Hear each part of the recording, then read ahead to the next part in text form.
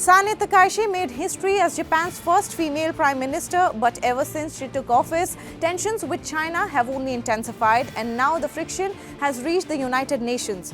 Beijing has formally written to UN Secretary General warning that any Japanese military move to Taiwan Strait would amount to aggression. This marks one of the sharpest exchanges between the two neighbors in recent years.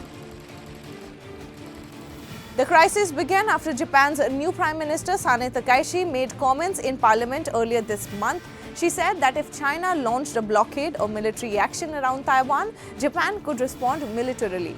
Now, this went far beyond what previous Japanese leaders had said. They had expressed concerns over Taiwan before, but avoided mentioning any scenario of Japan getting directly involved.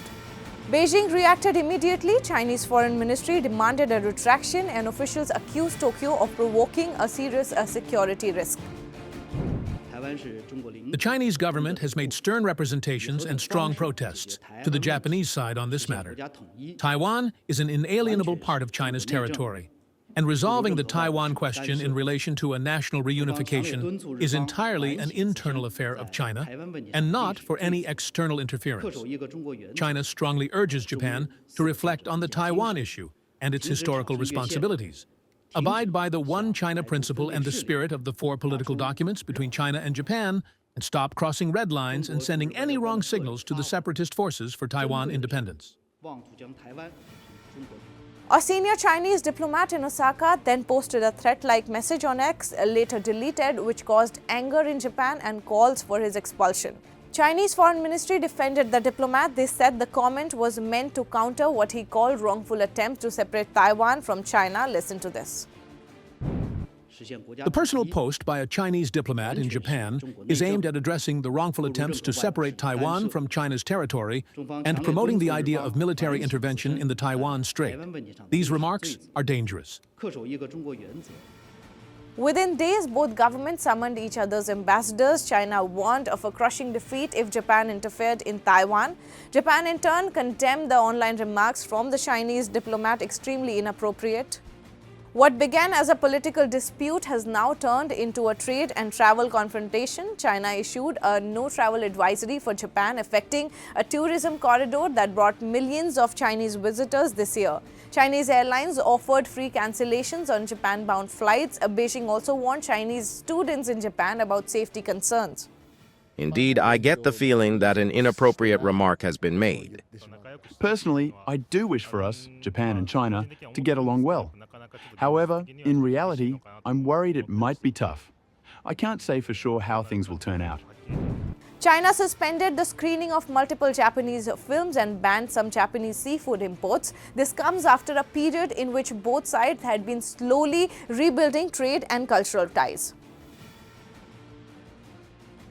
Tensions are also rising around the Senkaku Island, the territory both countries claim. China stepped up patrols in the area last week. Japan accused Chinese Coast Guard ships of briefly entering its territorial waters.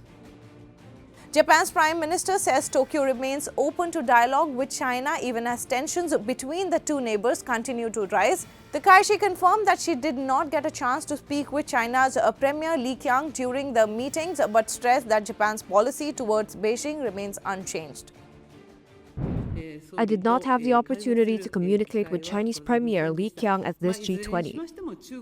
Japan's policy of comprehensively advancing a strategic and mutually beneficial relationship with China and building a constructive and stable relationship has been consistent since I became Prime Minister.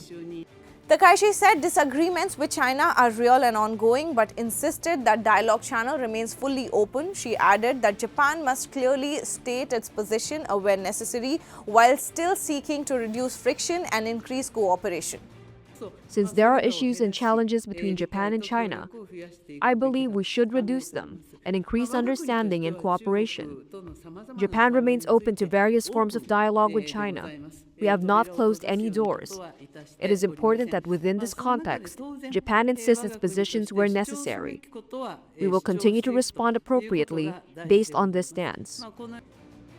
As both sides harden their positions, the Taiwan issue is again at the center of Northeast Asian security. The standoff is now affecting diplomacy, tourism, education exchanges, and the business environment of two of Asia's largest economies. Tokyo says it will not retract Prime Minister's original statement, while Beijing continues to demand a change in stance. With both sides unwilling to step back, the situation is expected to remain tense. We'll continue tracking this story and bring you latest updates. Thank you for watching Money Control.